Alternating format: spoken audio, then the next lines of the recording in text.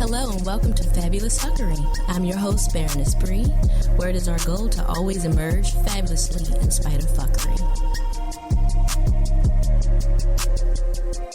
Hello everyone, it's Bree. I'm here with LaQuida Chancey of Baltimore Homes. Welcome. Thank you for having me, Bree. Well, can you tell us about what Baltimore is? Yes, Baltimore Homes is an affordable housing nonprofit.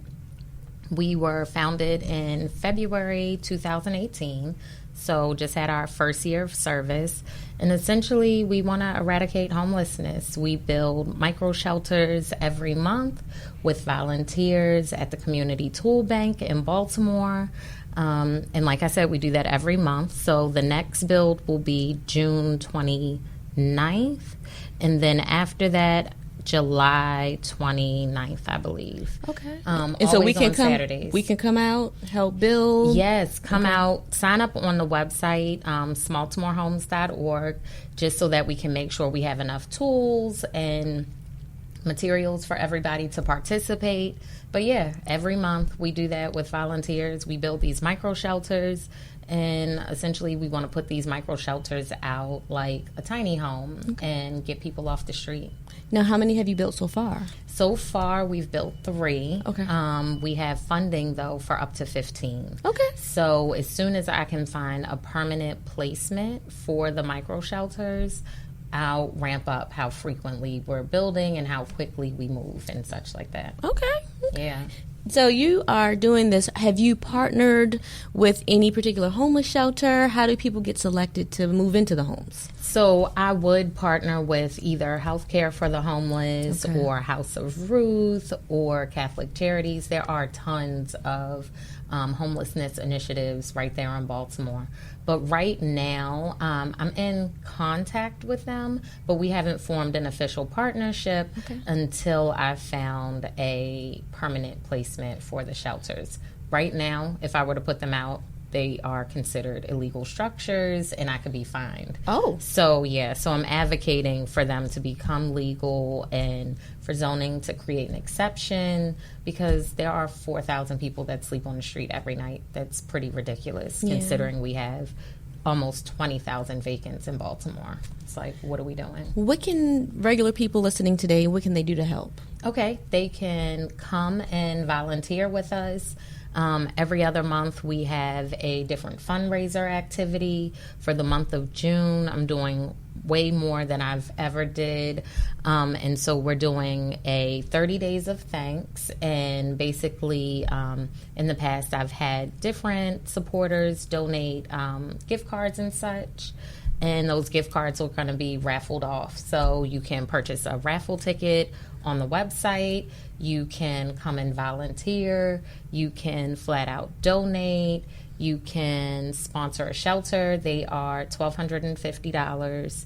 And that includes all the materials, an outfit for the person who's awarded the shelter to go and interview in, waterproof book bag, waterproof sleeping bag, all the accoutrements of what we consider, normal life. Nice. Okay. So you are thinking through the whole process. I am doing my best to think through the whole progress. Yes. Okay. Yes. And so in addition to Baltimore Homes, you're also a real estate investor, realtor. You do a little bit of everything. I do. So I'm not exactly a realtor. I do work with a lot of different real estate agents. And I got started by using my retirement fund to purchase property. So instead of investing in stocks or whatever else it is that most people do invest in, I redirected my 401k money to a self-directed IRA. And I've been doing that in Baltimore for about 5 years now.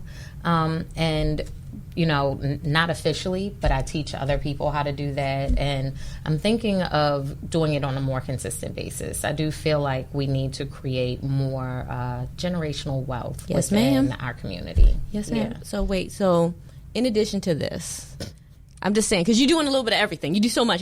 So LaQuida and I went to school together. Yes. And we have known each other for a long time. We won't say how many years, but many decades. And it is, I'm so proud of you, watching your progression, because, you know, you wanted to go and venture out and go to Spelman and, you know, leave home. Yes. And, you know, as far as possible. How do you think your travels, and because you travel, you're a frequent traveler, how do you think your travels have helped to form what you're doing right now with Baltimore? So that's an very interesting question. I remember when I did graduate, like, there were girls who were getting homes as a graduation gift. Okay. And that to me blew my mind. Like, at that moment, my parents hadn't owned a home. You know, I hadn't owned a home. And then when it came down to it, I ended up buying my first house before my parents bought theirs.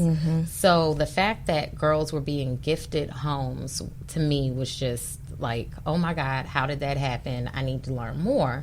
So I did start being interested in real estate in Atlanta. Nothing really popped off at the time. At one time or two, I was looking to buy in Atlanta, but, you know, the way life has it, I ended up moving back home with my family, and being around so many well-off, you know, Black people, I think changed my mindset into that whole generational wealth and understanding how to make your money work for you and things of that nature. So, and then in my starting by investing in Baltimore, I was very intentional about, I want to create first-time home buyers that look like me.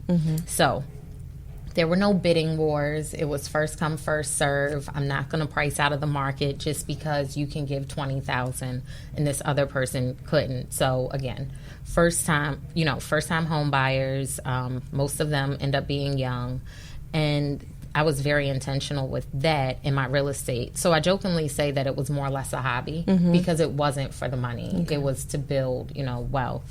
And then Baltimore came out of that because so many of us don't understand, you know, financial fitness, financial wellness, and how, like I said, to make your money work for you. Like, every company, for the most part, offers a 401k. If you're going to invest, at the very least, start with the matching amount. Like, if your company is going to match you, match them. Yes, ma'am. Yeah. And with me, I'm not the most loyal employee, so I'm, again, really intentional. I always max out my 401k. Chances are I'm not going to stay with a company much more than 3 years, and then when I leave, that's, you know, upwards of 40 plus K, and I can use that to continue to invest in my business. That is a smart way to do that. So you tell me not to buy purses. Invest in my 401k. I'm saying, if you do buy purses, make sure that you are also investing, or be smart about it and, you know, acquire assets to pay for your liabilities. The way my son and I discussed it was, he's not wearing my wigs. Okay. So when I leave this earth, I need to leave him more than a wig. Yes, absolutely. And some Gucci shoes. Yes. So, you know, we have to fix our priorities. Yeah, because what looks good on Instagram don't look good in your pocket all the time. We have to match what we look like with what we carrying in the purses. Absolutely, absolutely. And chances are, if you look like a lot of money, you might not have a lot of money in your bank account. And I wish the perception of that would change as well. Yes, ma'am. So you ready to do your world undertaking of changing the girls' worlds? Yes, I'm trying. You know, I'm just sitting here thinking, like, I'm listening to what you're saying, and so many people of all age groups can use financial fitness or financial literacy. Do you have any suggestions on someone who's listening today who may want to just say, oh, I want to learn something? What can they do? So interesting you should ask. I'm starting free 101 shops in Baltimore for investment 101, getting involved in real estate 101, things of that nature. I'll put the information up on smaltimorehomes.org, but I would suggest start by reading a book. Like, if I know everybody has heard of Rich Dad, Poor Dad. It's a great book. But it puts everything in, like, layman's terms. And then from Rich Dad, Poor Dad, you can figure out what it is that you want to do with your, you know, with yourself or with your funds, and, you know, kind of grow out from there. And Robert Kiyosaki has an entire, like, plethora of books. So, you know, find which one suits you the best and start there. So with everything you're doing, Fabulous Fuckery is also about self-care and wellness and what you're doing to keep yourself together. Yeah. You told me about all these lines of income, multiple streams of lifestyle and foolishness you got going on. Right. What are you doing to keep yourself healthy? What are you doing to keep yourself sane? Right. So I didn't know this about myself until somebody like put it in layman's terms, but I don't have a problem with telling people no. Okay. So if I am not going to come to your party, I'll be honest and be like, nope, I'm not going to be there. You've but y'all always have fun. had good, healthy boundaries. Yes, ma'am. Yes, I have absolutely healthy boundaries. I like to get my nails done. I like to get, all those things. I don't, however, like spend that much money on my hair. That's something I do myself, but I do like to be pampered.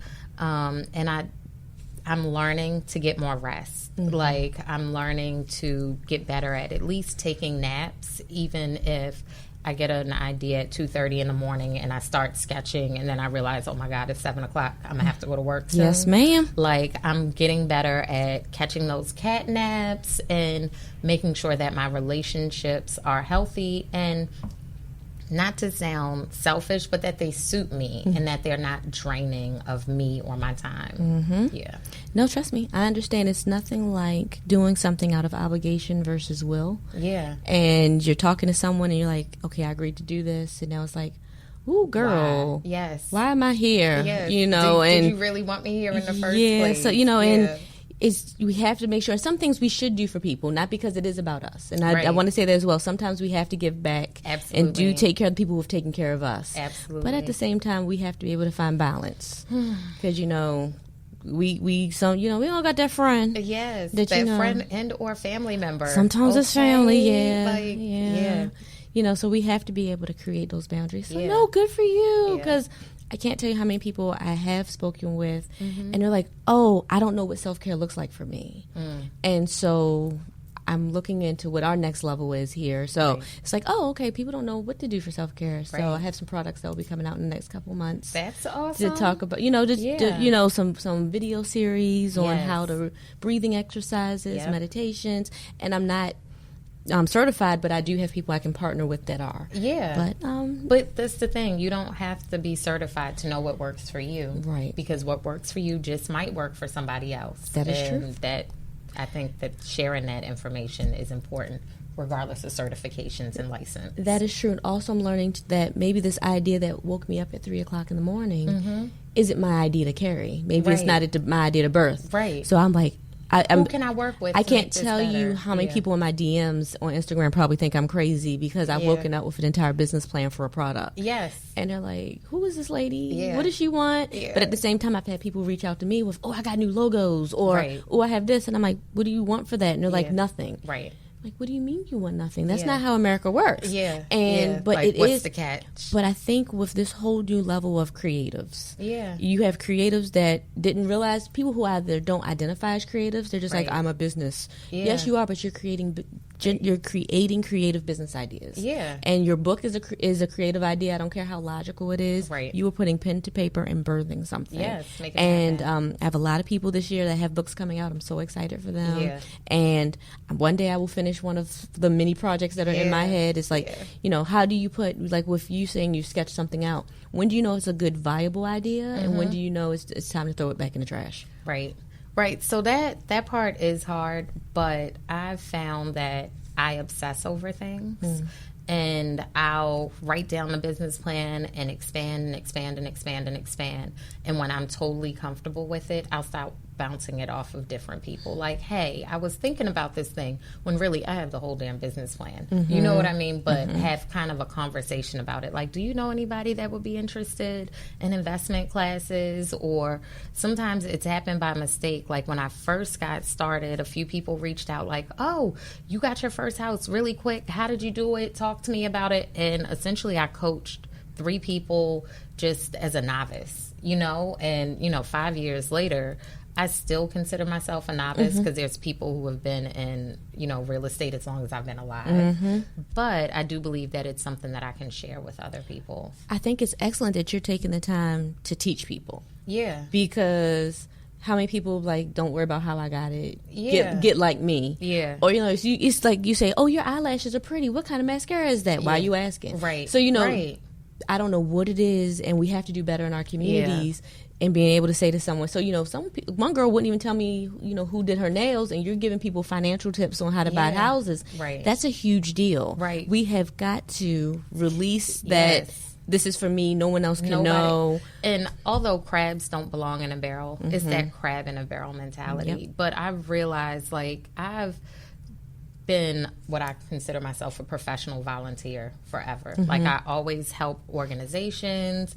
Listen, I'm thinking volunteer. I'm thinking Girl Scouts, man. They had us working from day one. Since we could walk, talk, and be friends with people. Like, so with that mindset, though, like, me keeping all that information to myself only benefits me. And if I want Baltimore to change on a across the scale, I have to share this information because not everybody likes to read. I mean, me personally, I actually don't. Everything is on audiobook. But that's besides the point. You're still getting the data. You're getting the information. And some people don't want to listen to books. They'd rather do a podcast. So then find a podcast that, has that financial aspect. Yes, ma'am. And, it's crazy to me because right now people are like, oh, you're podcasting. And it's like, okay, cool. And it's like, oh, someone else is podcasting. Okay, it's 600,000, 700,000 podcasts out there. Congratulations to everyone. There's enough light for everyone to do all the everything. People. Yes. And so it's like, okay, how did this person do this? Or how did this person do that? Ask them. Right. And if they don't want to give up the goods, ask someone else. Go to the next one. On to the next. And so, when we have to be able to say, this is what we do. I have people who, I belong to book groups, and they're like, you listen to the book on Audible? And I'm like, but Amazon track where I am in the Audible. Yes. And so when I go to open the book, I'm right where I was in a chapter. And I can leave notes in the app, like everything. So one thing I will mention, if people are finding that they can't find a mentor, I haven't used their service, but there's an organization called SCORE, SCORE, SCORE.org. They give free mentorships. Really? And as far as I know, you don't have to be a nonprofit. So I listen to their podcast. I haven't reached out to them yet, which I will. But, like, there's always somebody that's willing to help. Like, in any way, shape, or form. Go to meetup.com, go to one of the groups, hear what people are talking about. If it's not a bad fit, go to the next one in the list. Okay, you just mentioned what I was going to say, like going to the networking organizations, going to meetup.org, going on Facebook and joining a random community and seeing what the people are about. Sometimes you connect with people locally, internationally. I have no problem with hopping on a Zoom call with somebody in Paris to learn something different. Absolutely. Because all this technology. It's no reason why we shouldn't have the knowledge. And I am not paying $100 a month for a phone just to like pictures on Instagram. We have got to... Really? When you think about it, like if you're like, I'm not motivated, and it's like, well, what are you doing now? I am watching Insta videos of somebody I should have blocked a long time ago. Right. Basically, envious of a lifestyle that's probably fake anyway. And it's not even about that. It's just, is this the best use of my time? Yeah. And as a person who does social media, it's like, how do I automate this so I don't have to look at this app until it tells me something went wrong? Yeah. And it's some great programs that automate social media. Yeah. And I'm almost to the point where I'm about to buy a bot so that people can reply to the messages automatically. I mean, they have IntelliBots. Yep. I use it for definitely do it. Well, I already use it for my Facebook page. So if you send me a message, I'm sorry. I see the messages, but the bot answers first. Yeah. But it saves me 8 hours out my day. Yeah. Most of the time. That's a big deal. Time is important. That's the one thing you can never get back. And most of the time it's like some dude from like 8 years ago that just wanted to see how you were doing. I ain't seen you in a minute. It's like, no, you wasn't. And you're not going to see me now. But okay. There's some partnership opportunities happening in the DMs. Yeah. And so, we always talk about the DMs being a thirst trap, but there's opportunities for growth. Yeah. And we have to stop thinking that every dude trying to talk to us is trying to just get the drawers. Right. He may actually have a business plan. Right. Or it could be both sides, and then you can make the decision. Listen, like, I'm just saying, like, regardless. Like, hey, you easy on the eyes, sis. Like, whatever. Hey, investor bro. Yes. How you doing? You want to help me publish this book? Hello. So that's another thing. Like, I'm really... interested in doing a TED Talk as well as publishing a book. So one day, someday, I'm going to talk to you about that. You know what? When I tell you that this area, I know a lot of people have given TED Talks. Yeah. They do it at Bethesda. They do it in Tyson's. Yeah. Why is there no TED Talk Baltimore? I don't know. We have to yell at people. I'm going to jump it off. We have to talk about that. Yeah. But there's some ideas for growth. We just had brainstorming right now. Yep. And if you get a group of women with good sense, and not even that, everybody has a different, like some people do makeup, some people do investing, some people are writers. I think what we do is we tend to pigeonhole ourselves with, I'm an investor, I only hang with investors. Right. And you need to be able to be in every room. Yeah. And you should be able to go to the barbershop and tell somebody your idea. You may get somebody at the barbershop, the nail salon. Absolutely. I've met a lot of my new favorite people at the nail salon. Me too. You get that glass of champagne, you start talking about your life. Right. And just ideas flow. And it's it's too many opportunities. Yeah. But so you said your next big event is when? So we are going to do the first Investment 101 next Wednesday, I believe, in the evening, 6:30 at Old Major in Baltimore. It's in Pigtown. I'll put the information on my Instagram, which is smalltomorehomes.org, as well as the website, which is smalltomorehomes.org. And if you just send me your graphics, I'll repost them. Okay, and we'll perfect. amplify that crap, and we'll get it out there. And big audacious goals, I legit want to create like an investment club that can buy a block.